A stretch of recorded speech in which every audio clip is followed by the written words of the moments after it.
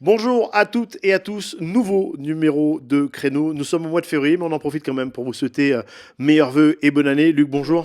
Oui, bonjour Jérôme, et meilleurs vœux à tous. Même si nous sommes au mois de février, Mieux on vaut est tard que jamais. ah oui, on est un tout petit peu en retard, mais c'est vrai que janvier, bon, on n'a pas forcément eu le temps de tourner ce numéro. Deux invités exceptionnels dans quelques minutes. On va parler de l'histoire de Charade. Tu nous en diras un tout petit peu plus dans quelques instants. Vraiment, continuez à suivre ce numéro. L'histoire est avec nous dans le numéro de février de Créneau. Deux invités, deux amis à toi. Alors j'allais plus loin, Jérôme. L'histoire et l'actualité également, puisque Charade, c'est hier, L'actualité de c'est 2021. aujourd'hui, mais c'est tout à fait demain. Et c'est demain. On parlera après l'interview de nos invités, on parlera un petit peu de l'actualité, on parlait du Monte-Carlo, on parlera également de l'actualité de nos pilotes et les futurs pilotes qui vont venir nous rejoindre tout au long de cette année 2021. Car c'est vrai que le mot est en train de se passer. Créneau est en train d'intéresser de plus en plus d'auditeurs, de téléspectateurs et également de pilotes. On est très heureux de ça d'ailleurs. Et on a beaucoup de retours et je voulais tous vous remercier parce que les retours sont excellents, comme je le disais à l'instant, et on va faire en sorte, si l'actualité nous le permet, si les événements nous le permettent, pour être au cœur de l'action cette année. C'est Ouais. promis de chez promis. On peut Ça. avoir plein d'invités. On devait en parler à la fin, mais on peut en parler maintenant. Ta page. Alors, vous nous retrouvez sur Auvergne Légende du Sport, mais tu as eu la bonne idée de monter un groupe que vous pouvez rejoindre dès maintenant si vous le désirez. On parle de sport auto et on parle de toutes les générations. C'est quoi ta page? Alors, c'est Auvergne Auto Sportive, Ouais. créée par mon ami Jean-Michel Bayen, Ouais. un de tes On collègues. salue, bah oui, Un de Jean-Michel, tes qui a collègues. le micro en main. Qui a eu l'excellente idée de monter ce groupe. Donc on suit un peu une actualité à périmètre égal de celui d'Auvergne Légende du Sport, puisque c'est l'Auvergne plus la Loire. Bah oui. Donc voilà, on peut se retrouver. Ça va être interactif cette année. On vous promet qu'on va faire des choses ensemble. C'est une page qui fonctionne et un groupe qui fonctionne très fort. Il y a tous les jours pratiquement des photos et des commentaires. Bon, C'est vrai. je vous laisse rejoindre le groupe. Luc, on va retrouver deux de tes invités qui sont dans l'histoire du sport automobile en Auvergne. Oui, tout à fait. Dès qu'on parle de charade et tous les nombreux supporters de ce circuit mythique ne me contrediront pas et les connaissent. On va parler, deux noms vous viennent à l'idée, c'est Rosier et Auchatraire. Donc nous allons avoir l'immense plaisir d'ici quelques instants de recevoir les fils de Jean Auchatraire, créateur du circuit. J'ai nommé Patrick et Christian Auchatraire. Voilà, donc sans plus attendre, on te retrouve avec tes deux invités. Messieurs, bonjour. Bonjour. Donc vous avez aujourd'hui avec moi Christian et Patrick Auchatraire. Donc vous avez compris dès maintenant qu'on allait parler du circuit de charade. Dès qu'on parle de notre géant et de notre passion pour tous les Auvergnats et tous les Clermontois, deux noms vous viennent à l'esprit quand on parle de charade. On va entendre beaucoup ces noms. On va entendre Rosier et Auchatraire. Donc je vais laisser la parole. Jean Auchatraire a été à l'origine du circuit de charade, mais maintenant je vais laisser, puisqu'on a la chance d'avoir ses fils avec nous, je vais les laisser se présenter. Alors on va peut-être commencer par Christian.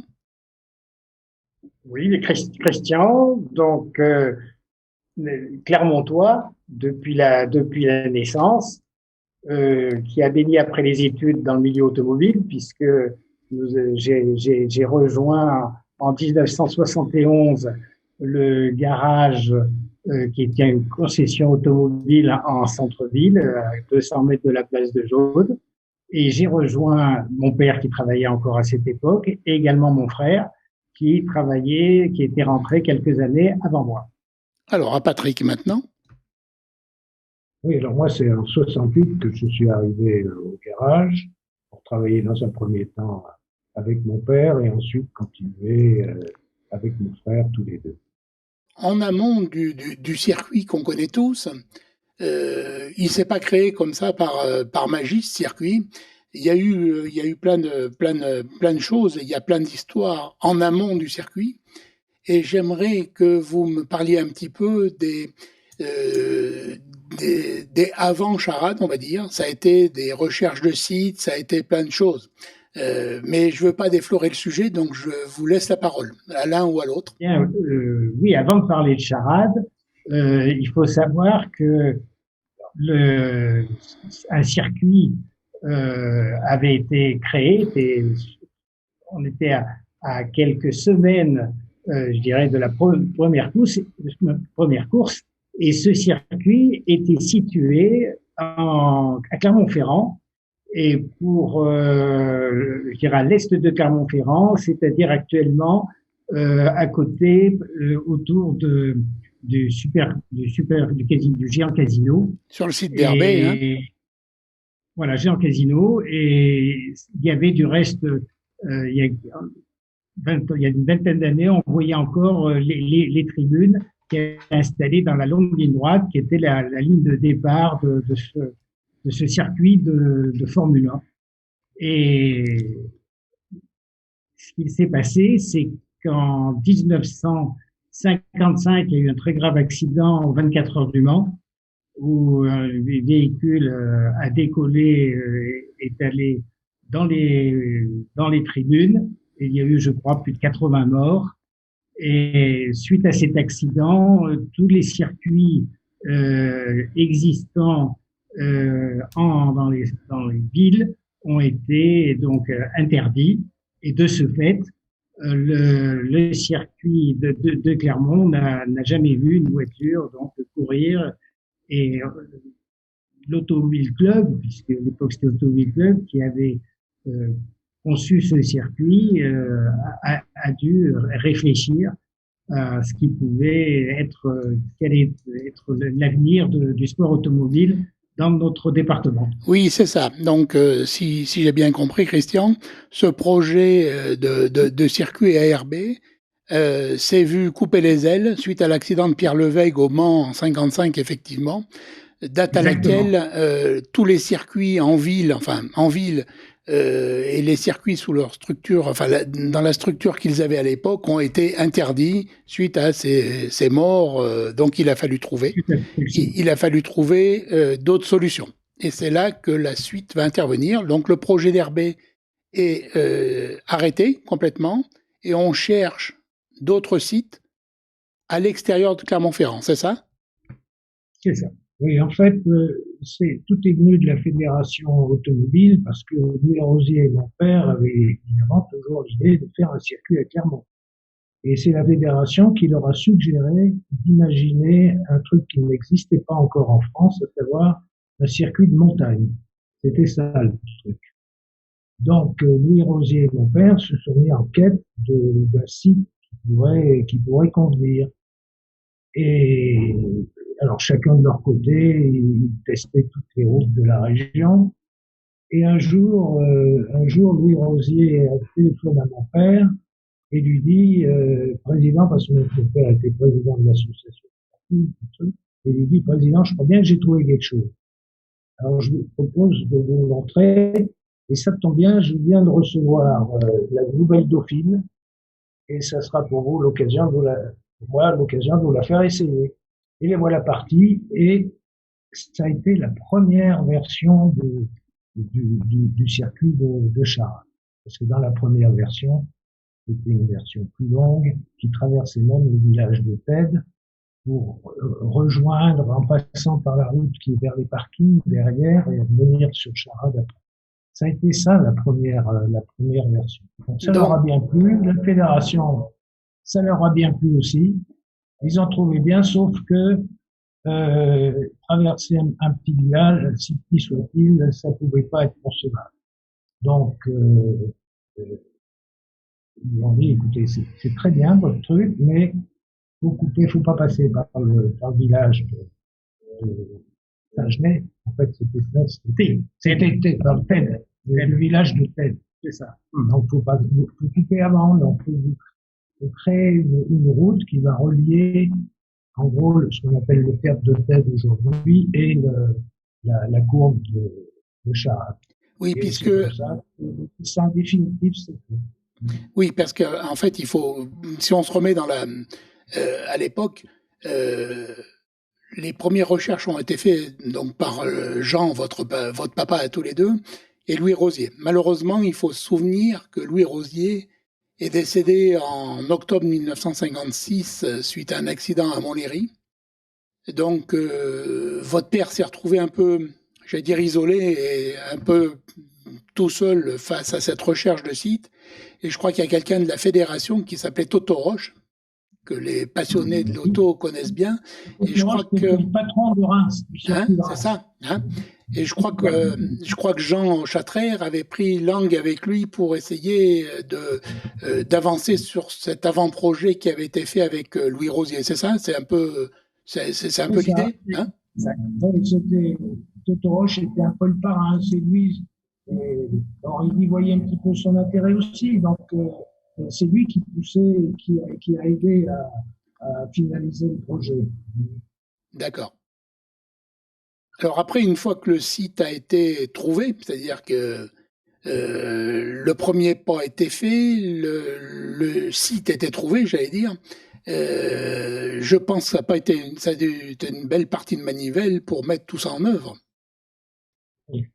Ce qui est certain, et c'est là je crois qu'il faut le rappeler, c'est qu'il y a eu de la part du département, de la ville de Clermont et des services comment on les appelle, des ponts et chaussées qui ont fait vraiment mais tous les efforts pour faire cette réalisation en respectant les délais, c'est-à-dire qu'on parle de 56 et que était programmée la première course en juillet 58. Donc, c'est-à-dire dans un laps de temps quand même assez court, il a fallu donc réaliser le circuit des montagnes d'Auvergne, parce qu'au début, il s'appelait le circuit des montagnes d'Auvergne. Très bien, oui, effectivement, on voit que là, toutes les énergies ont été mises en œuvre, les politiques, les gens de la DDE, de l'équipement à l'époque, tout le monde a mis la main à la pâte, et c'est comme ça qu'on a réussi à faire ce circuit. Donc là, on va arriver aux premières marches de 58, c'est-à-dire ça va être la première période, dont on parlera dans notre prochaine émission. Alors écoutez, je vais vous remercier pour aujourd'hui. On va pas déflorer trop les sujets suivants. On va dire qu'on a connu 3 grandes périodes, ou qu'on va connaître trois grandes périodes sur Charade, qu'on va développer ensemble à partir de la semaine prochaine. Mais ça sera pour une autre fois. Donc je vous remercie de votre participation. Et puis je vous dis à très bientôt. À bientôt. Merci, à la prochaine. Au revoir. Au revoir. Luc, quelle belle interview, et comme tu l'as annoncé, il y a tellement de choses à dire avec nos 2 invités et avec le circuit de Charade qu'on va vous proposer tout au long du mois de février des épisodes 3 voire 4. Bon, ça on l'enregistrera d'ici tu as dit la semaine prochaine, on sera plus dans 10 jours. On va faire des épisodes pour rappeler et raconter l'histoire de Charade. On en a l'eau à la bouche. Alors, ça sera l'histoire de Charade. Alors, dans l'histoire de Charade... Tu as plein de questions à leur poser. Ah là là. On ne pouvait pas faire une émission de 2 heures. Non. Bon. Donc, on va faire des épisodes de 10, 15, 20 minutes. On va découper ça. On va faire l'histoire de Charade. On va faire le présent de Charade. Et le futur. On va faire le futur de Charade. Ouais, car le futur est important. Le futur est important. Il va se passer beaucoup de choses. Mais je déflore pas le sujet. On en parlera. Suivez-nous pendant tout ce mois de février. On va apprendre plein de choses. Bon, tout le mois de février, nous aurons les frères au Chatraire avec nous. Nous aurons également quelques invités. On va parler de l'actualité, car il y avait un petit peu d'actualité quand même dans le sport automobile, notamment le Monte-Carlo et les pilotes de la région. Luc. Alors effectivement, rallye de Monte-Carlo, rallye mythique. Après avoir parlé de Charade, circuit mythique, on va parler d'un rallye mythique aussi, qui se déroule sur notre territoire. Cocorico, restons français. On élargit un petit peu l'Auvergne et la Loire, mais on a décidé sur ce rallye de Monte-Carlo de suivre 4 voitures. Alors, pourquoi 4 voitures ? 2 autos qui étaient engagées par le Saint-Eloque Racing, donc le team stéphanois, qui a réussi une super performance, puisque Rossel gagne la catégorie WRC3 face à des gens comme Bonato et Siamin. Donc c'est une performance exceptionnelle. Bravo à eux. On va continuer par un autre team, qui est le team de ces compétitions. On vous en a déjà parlé un petit peu. On devrait aller les voir. Ça fait déjà pas mal de temps, entre le confinement, le couvre-feu, c'est vrai que c'est compliqué de se déplacer, mais on va aller directement dans leur lieu, dans leur usine, là où il y a les voitures, là où on prépare les voitures. Donc on va caler un rendez-vous exceptionnel avec eux. On va aller à Thiers, effectivement, dans le team de ces compétitions. Donc le team de ces compétitions qui est à côté de chez nous, qui est aux portes de chez nous, qui a réussi une performance exceptionnelle. Pierre-Yves Loubet a réussi une performance exceptionnelle pendant ce Monte-Carlo, même si elle ne se traduit pas par un classement qui est relativement modeste, suite à une petite sortie de route, un rocher qui a traversé un peu une route, mais ça fait partie de la chose. Et puis quand on attaque, on se met un peu dehors. Par contre, Pierre-Yves a réussi un 2e temps scratch et un 4e temps scratch qui méritent un grand coup de chapeau. Chapeau bas, les gars. Et puis bravo au team de ces compétitions.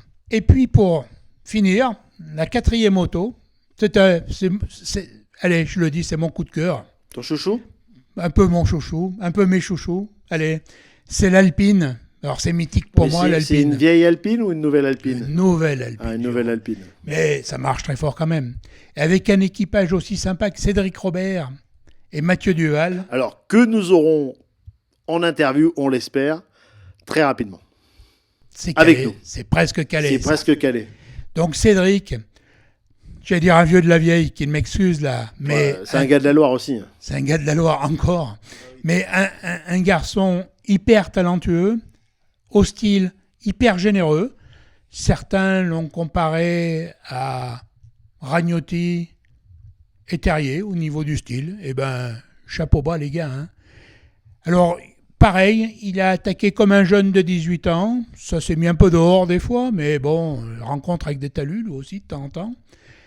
Donc, ils finissent 3e du groupe RGT face à une concurrence exceptionnelle, parce qu'il y a des pilotes d'Alpine, style Manu Guigou, qui a beaucoup roulé avec cette auto. Et Cédric et Mathieu découvraient cette auto. Ils ont fait ce qu'ils ont pu, mais ils ont fait plus que ce qu'on pouvait imaginer. Bravo, les gars.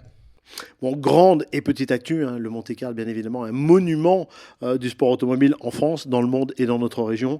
Peu de compétition pour l'instant. On reviendra bien évidemment tout au long de ce mois de février et dans l'année sur le reste et ceux qui doivent venir en compétition. On aura également des pilotes qui nous donneront des nouvelles de leur compétition. Luc, est-ce que tu as quelque chose à rajouter ? Alors, j'ai une deuxième actu, parce qu'après le Monte-Carlo, on a eu le Trophée Andros. Bah alors, oui. Trophée Andros, malheureusement... Mais pas à Superbès. Pas à Superbès. Alors, on est désolé pour les équipes de Claude Michy. Ils n'ont pas pu organiser à cause des problèmes sanitaires qu'on connaît la Manche à Superbès. C'est dommage parce qu'il y a de la neige. Pour une fois, il y avait de la neige. Mais c'est que partie remise. On se retrouvera fin janvier 2022, ils nous l'ont promis. Par contre, on a eu d'excellents résultats de notre Clermontois, Nathanaël Berton, qui après un début de saison un peu... compliqué, il a fallu mettre l'auto au point, le team était dedans mais pas tout à fait. Et sur les 3 derniers week-ends, Nathanaël a réussi l'exploit de gagner une course à chaque fois.